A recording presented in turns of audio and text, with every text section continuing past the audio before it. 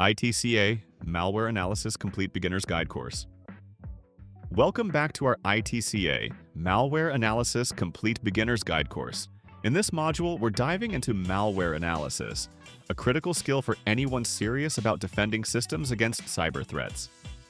By the end of this video, you'll be able to define malware analysis and explain its purpose. Understand why malware analysis is important for organizations and individuals.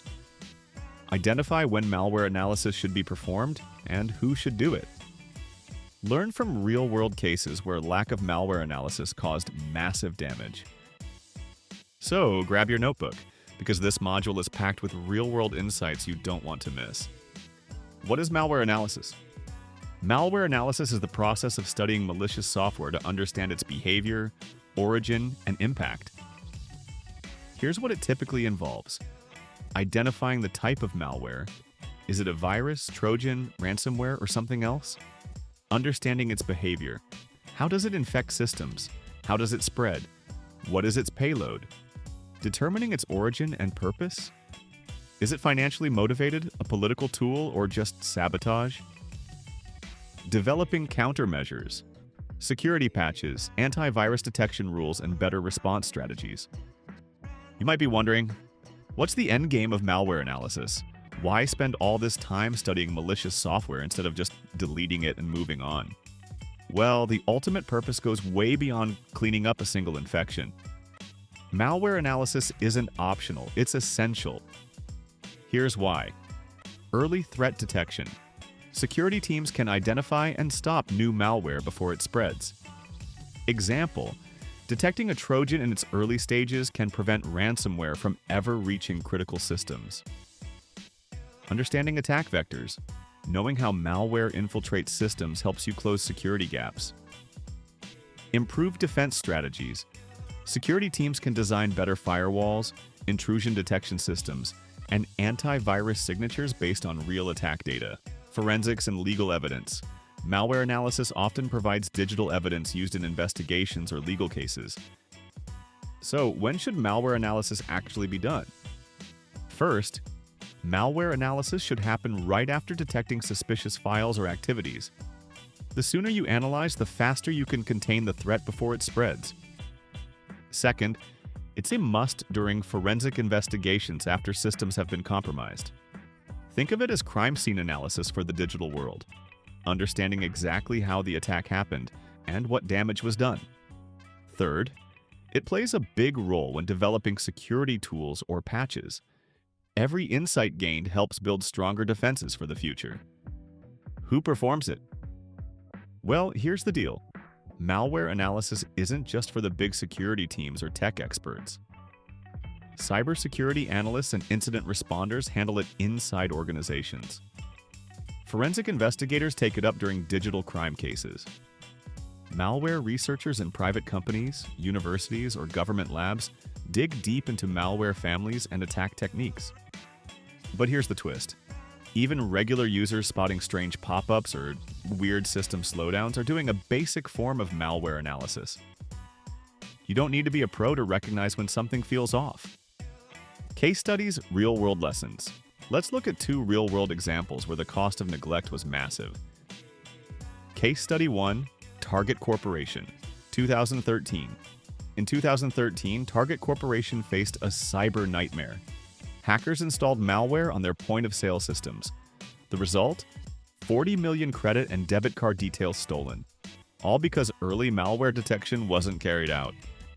A timely analysis could have stopped the attack before it reached customers' wallets. Case Study 2, Sony Pictures. Entertainment, 2014. The following year, Sony Pictures was hit.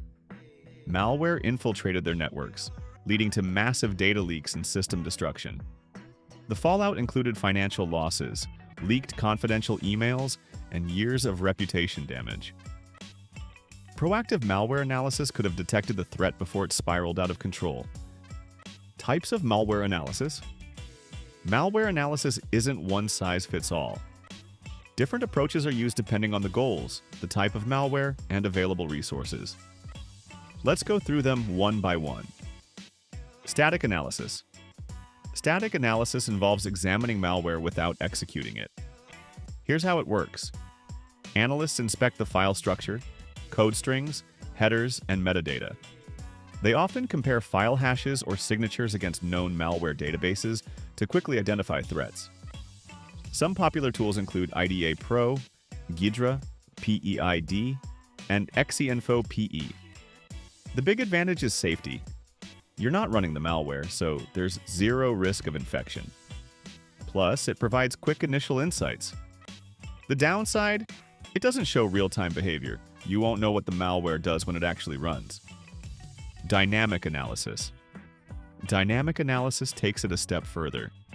Here, the malware is executed in a controlled environment, like a sandbox or virtual machine, to observe real-time behavior. Analysts monitor things like file changes, network activity, registry modifications, system calls. Tools like Cuckoo Sandbox, Any.Run, and Joe Sandbox are commonly used. The benefit is clear. You get to see exactly how the malware behaves. But the risk is that if the sandbox isn't secure enough, the malware might escape. Also, it can be time-consuming to set up and analyze. Behavioral analysis. While static and dynamic analysis look at the code or execution, behavioral analysis focuses on patterns of activity. For example, analysts monitor for unusual actions like unexpected file creation, strange network connections, sudden CPU spikes. Tools such as SICE Internal Suite, Process Monitor, and Wireshark help track these anomalies. This approach is great for detecting unknown or polymorphic malware that changes its code to avoid signature detection. The limitation: it can sometimes flag harmless activities as malicious, leading to false alarms. Memory analysis. Some malware never writes files to disk. It lives entirely in system memory. This is where memory analysis comes in. Analysts capture a memory dump and analyze processes, network connections, and loaded modules using tools like Volatility, Recall, and Redline. This is essential for finding fileless malware or threats hidden deep within the system. However, it requires advanced technical knowledge of operating system internals. Finally, hybrid analysis combines static and dynamic approaches for a comprehensive view of malware behavior. Platforms like hybridanalysis.com or advanced versions of Any.Run provide both code inspection and runtime observation. It's the most thorough method and is especially useful for analyzing new or sophisticated malware. The downside?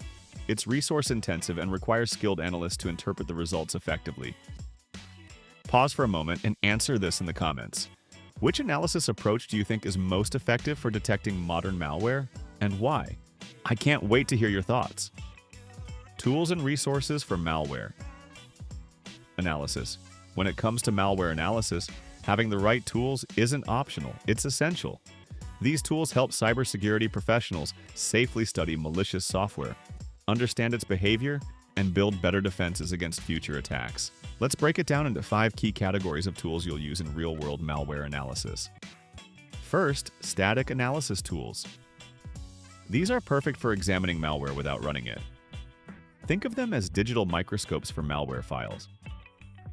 IDA Pro and Ghidra help you disassemble and inspect executable files in detail.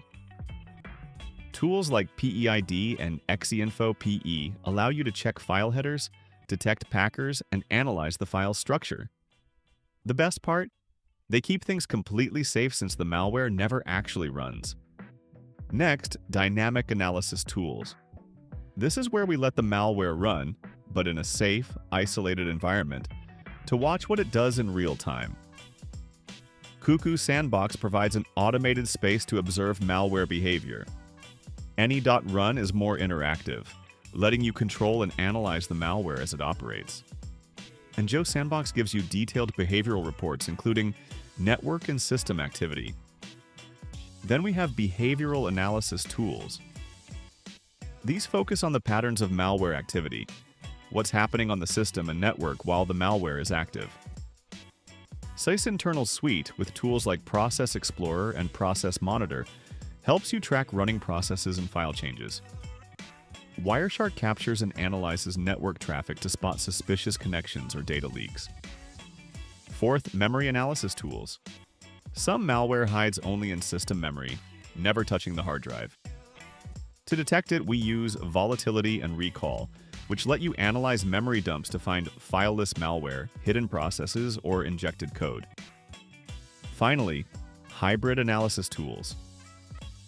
These combine static and dynamic analysis, giving you a complete view of the malware's code and its behavior. Hybridanalysis.com is a popular platform that offers detailed reports by merging both approaches: online resources and malware repositories. When it comes to malware analysis, the right tools and resources make all the difference. Let's go through some of the most important ones every cybersecurity professional should know. First, there's VirusTotal. This free online service lets you scan files and URLs against multiple antivirus engines at once. It's one of the fastest ways to check if a file is malicious before running it on your system. Next is Malware Bazaar. Think of this as a huge library of real-world malware samples. Researchers and analysts use it to study malware behavior, develop detection signatures, and test security defenses safely. Then we have Any.Run. This tool provides an interactive sandbox environment where you can upload malware and watch exactly what it does in real time, without risking your own system. For a more comprehensive approach, there's hybridanalysis.com. It combines both static and dynamic analysis techniques, giving you a full picture of what the malware is doing under the hood. And finally, Malshare. This is another open repository filled with malware samples used for research and testing by cybersecurity professionals. The key takeaway here?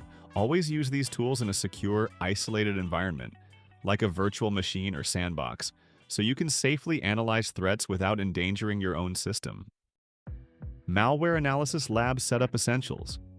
A proper malware analysis lab is all about safety and control. You want a space where you can analyze malicious software without putting your main systems or anyone else's at risk. Here are the essentials. 1. Start with an isolated network. This ensures the malware can't accidentally spread to the internet or other devices on your network. 2. Use virtual machines or VMs. They let you run malware safely in a contained environment that you can reset anytime. 3. Snapshots and backups are a must. If something goes wrong, you can roll the VM back to a clean state instantly. 4. Add monitoring tools. These help you observe the malware's behavior, whether it's changing files, making network connections, or modifying system settings. 5. Strong security measures. Firewalls, intrusion detection systems, and limited internet access add extra layers of safety. For highly dangerous malware, use an air-gapped system, completely disconnected from the internet, to prevent accidental spread. Future trends in malware and analysis. Cybersecurity is always evolving, and so is malware. Here are 5 trends to keep an eye on. AI-powered malware, using artificial intelligence to evade detection or automate attacks. Fileless malware, living in memory to stay invisible to traditional antivirus tools. IoT malware, targeting connected devices like smart cameras, routers, and industrial systems. Ransomware evolution, introducing double extortion tactics, encrypting files and threatening to leak them. Supply chain attacks, infiltrating trusted software updates or vendors to compromise multiple targets at once. Alright, let's quickly wrap up what we've covered in this module. We defined malware analysis and why it's essential for early threat detection, improving defenses, and preventing future attacks. We learned when malware analysis should be done, who typically performs it, and real-world cases where skipping it led to massive damage. We explored different approaches: static, dynamic, behavioral, memory, and hybrid analysis, and the tools that make each possible. We looked at how to set up a safe malware analysis lab. Finally, we discussed emerging trends like AI-powered malware, fileless attacks, IoT threats, ransomware evolution, and supply chain attacks. If you found this video helpful, hit like and subscribe so you don't miss the next free course. Stay tuned because this is iTCA where cybersecurity is made simple.